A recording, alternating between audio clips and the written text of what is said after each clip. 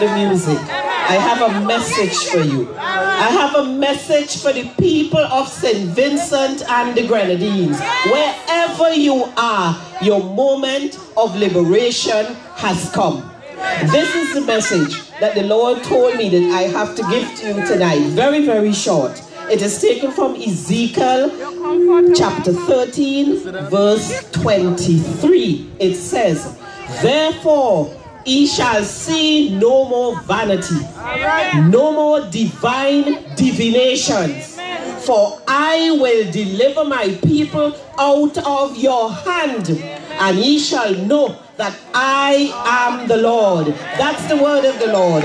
So now I'm going to play the music again, and I want you to sing it with me, because your moment of liberation has come. I'm staying right here. I'm gonna wait for my change to come. I won't complain. I'm gonna praise His name, for I know He's able to see me through. I am waiting for my breakthrough. Don't need to wait. Lord, I know I am waiting for my breakthrough. You don't need to wait, and it won't be long. 38 years, the man is sit at the pool, waiting for someone just to put him in. He never gave up, he just stayed right there. One day his breakthrough came when Jesus passed his way. Let's go. I am waiting, sing with me people, for my breakthrough. You don't need to wait, Lord, I know I am waiting for my breakthrough. You don't need to wait, and it won't be long.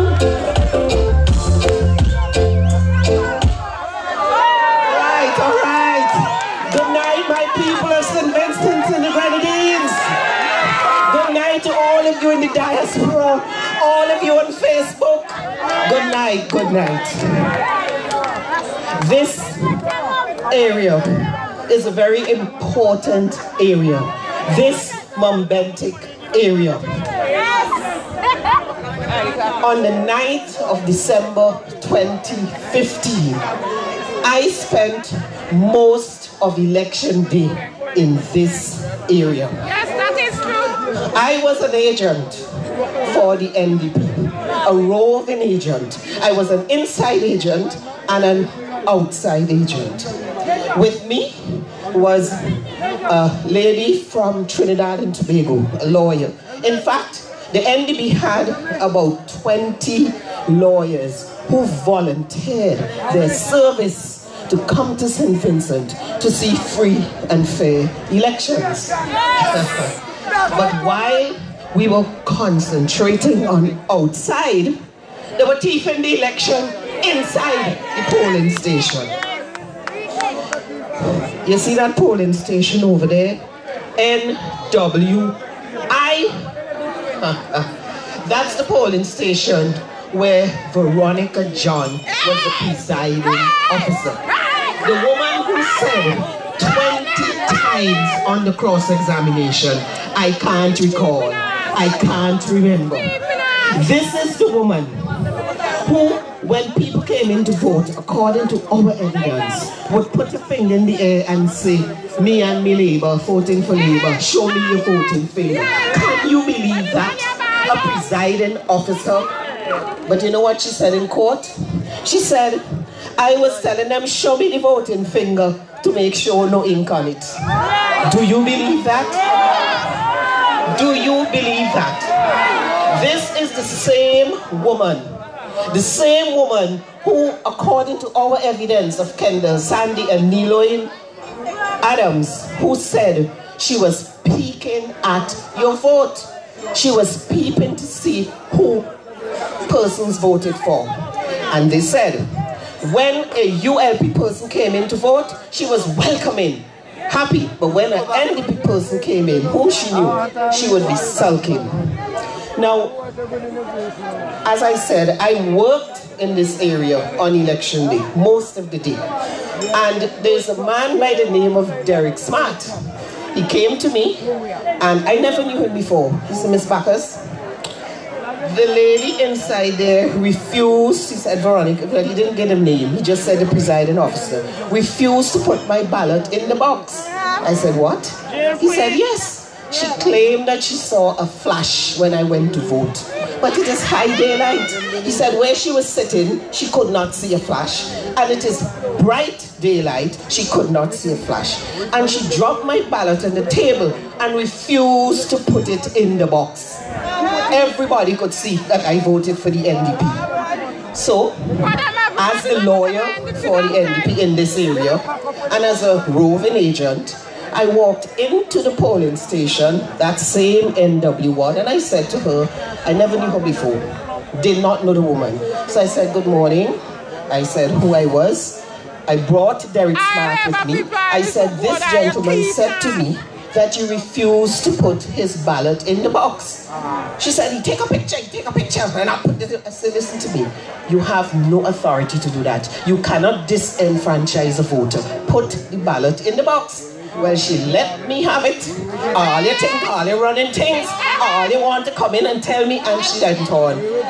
When I realized she was not going to do it, I was not about to get into a skirmish with her, so I left. I went back outside. A couple moments passed. Not one, not two, not three persons came to me again, and they said, Madam, Miss Veronica John, she's looking at our ballot. She's looking at the vote.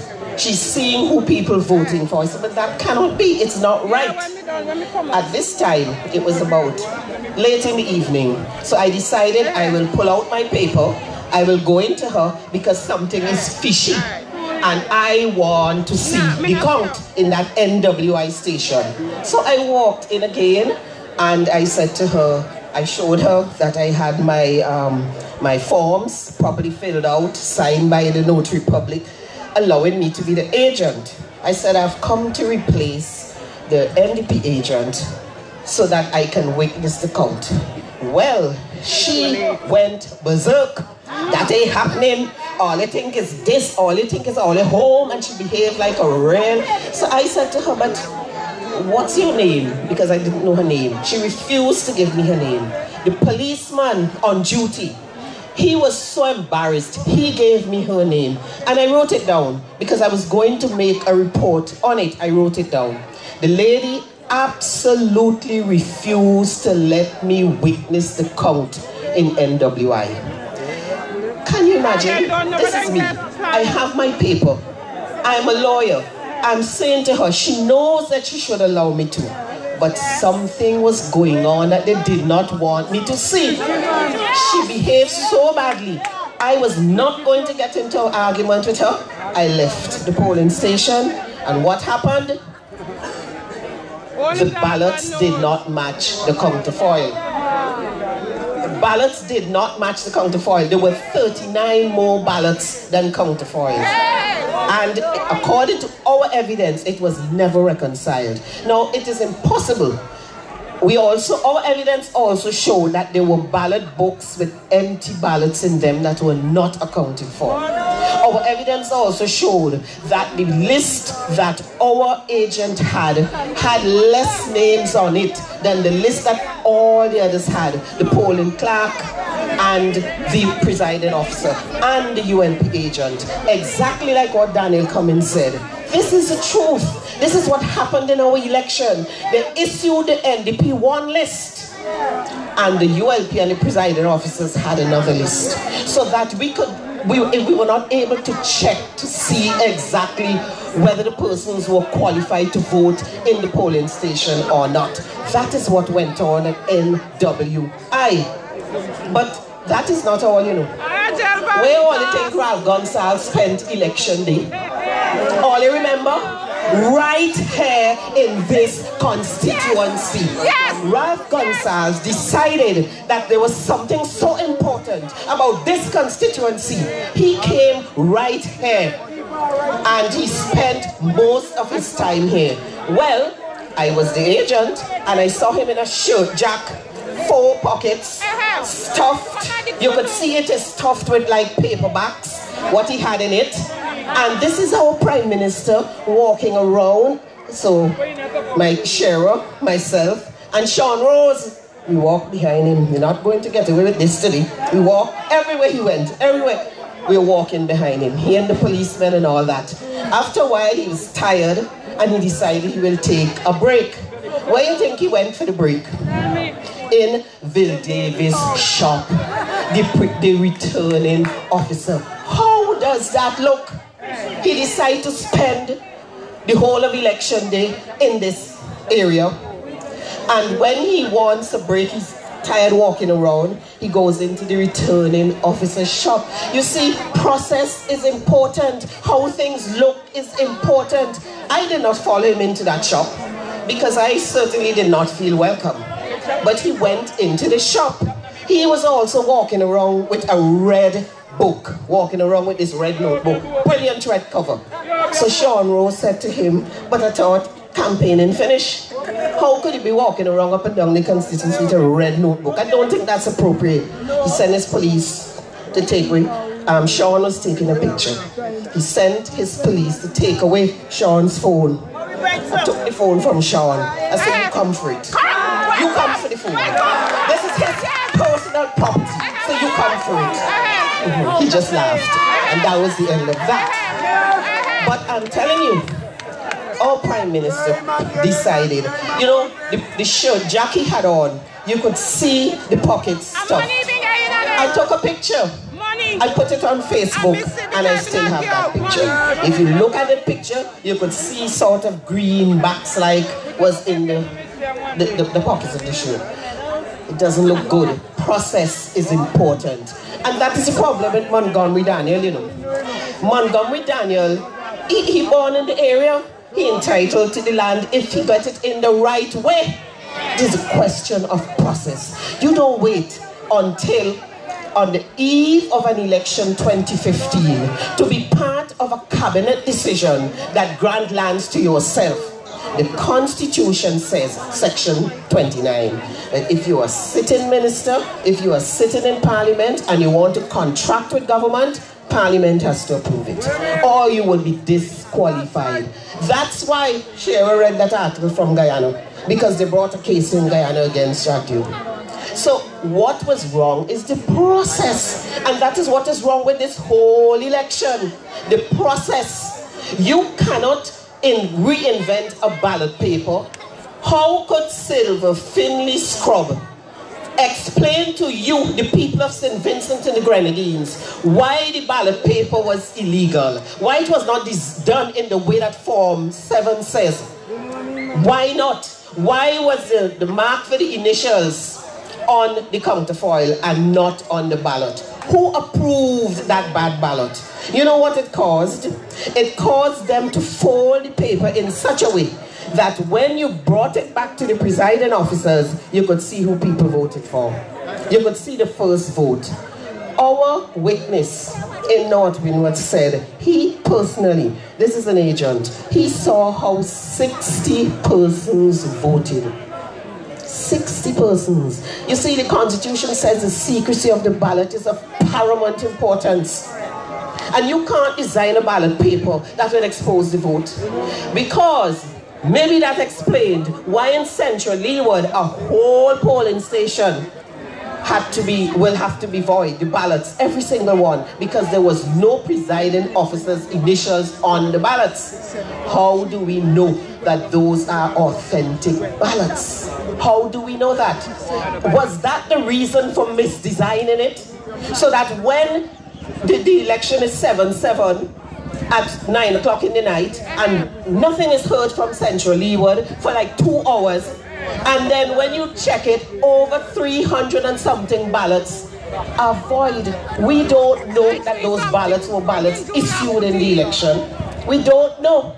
And when you misdesign a ballot paper to say, well, you know why it is not on the ballot paper? It is probably on the counterfoil. And when we say open the ballot box, let us see if it's on the counterfoil, they fight tooth and nail. Something is amiss.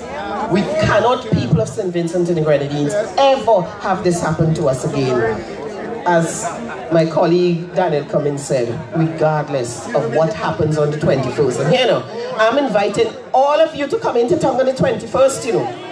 Come on the 21st, your liberation is near. It doesn't matter what the court says. Of course we want to win. And of course we believe that we should win. But whatever happens, the important thing is that we understand how they could thief the election. Bad ballot design, so that you could tell who people vote for. You could keep a tab, and at the end you can decide if you need to drop in 50, 100 or what have you. That is what apparently happened. We don't have the proof to say, well, these ballots were not issued by the presiding officers, those in Central Leeward. We don't have the proof, but it's common sense. Why would you misdesign the ballot paper? Why would you change the ballot box to one that has a big slot where you can drop in 50 ballots at one time? And you don't put on a proper label that if you take it off as the law says, it should disintegrate. You put on a label that you could peel off 10 times and put back and nobody will know. You give seals. You put seals, 4 seals on the ballot box. The seals have numbers, but you do not tell the presiding officers to record the numbers. So if you cut them off, not a soul will know. Look, the process was bad, and the law says that if you don't follow the elections law substantially, according to the law, the election should be called a sham. What happened in North Windward? That is not all, you know, because this same returning officer, this gentleman, Bill Davis, and I use the term with caution, this gentleman, Bill Davis, the returning officer, came to court and substantially changed his witness statement. He said that he collected all the ballot boxes. Now you're a returning officer for years. You must know if you collect all the ballot boxes or not. You will swear to it in a witness statement, and then you come to court and say, but you know something? I collected half and Grady King collected the other half. Do you bring Grady King to say that? No. Grady King, thank you. There is not one single Form 16 for North Windward. Where are they? We pleaded, and you see the Form 16s are very, very important. The Form 16, according to the words of the supervisor of election, it's like the audit. It is the audit for the whole election. It is how you can tell how many votes a candidate got, how many ballot papers were issued, how many counterfoils, how many were not issued. How could Grady King, how could Bill Davis tell the court that he lost all his documents? This is a man that our taxpayers' money paid. He lost all. Can you believe that? There's something they're hiding. Where are the documents? And then they never brought a witness to support their case. They didn't bring the Grady King, and they didn't bring the Kendall Osmond. They didn't even bring the ULP person who witnessed the final count. Our witness, a lady by the name of Cheryl Sutherland, she didn't even want to come to court. She did not want to. We had to subpoena her to come to court. And she told the absolute truth. She said they did not count the ballots. That is a grave error. If no wonder they can't find the Form 16s, because you must count the ballots to know what to put on the Form 16. Can you believe this is election in 2015 in St. Vincent and the Grenadines? Are you going to put up with that, people? Are we going to allow them to thief another election? This is your right. This is your constitutional right. We have to safeguard the election.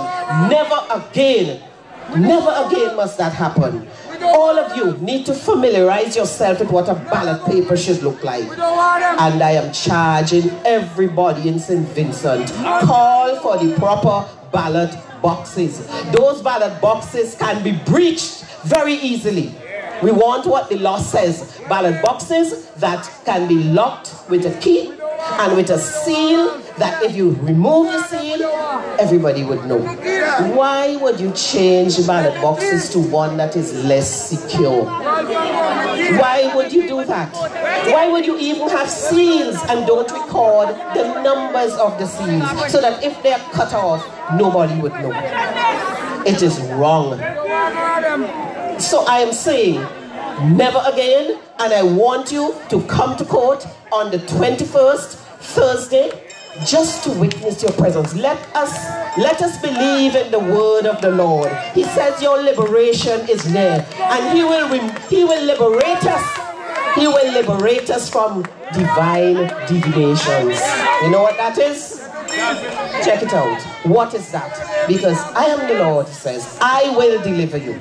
I will deliver you, says the Lord. You know, I told the people in Central Leeward that this election cost taxpayers millions of dollars. I mentioned that the lawyer from Trinidad got about 1 million US cost, including the cost and everything. And he contacted me. He said, no, that's not true. No, I can't prove what he got. But he said, no, it's not $1 million US I got. Not $1 million US. But he didn't say how much it is. Now, it is your right to know. Let us ask the government. They have to tell us how much it costs you, the taxpayer, to defend these cases. How much it costs us in food, transportation, airfare, lawyers' fees, 6 or 7 lawyers' fees, because you cannot thief an election and then turn around and take taxpayers' money in order to defend it. Let us call for an audit, people. Let us call for an accounting of what went on in 2015 election and also how much money was paid out. Raise your hands with me. The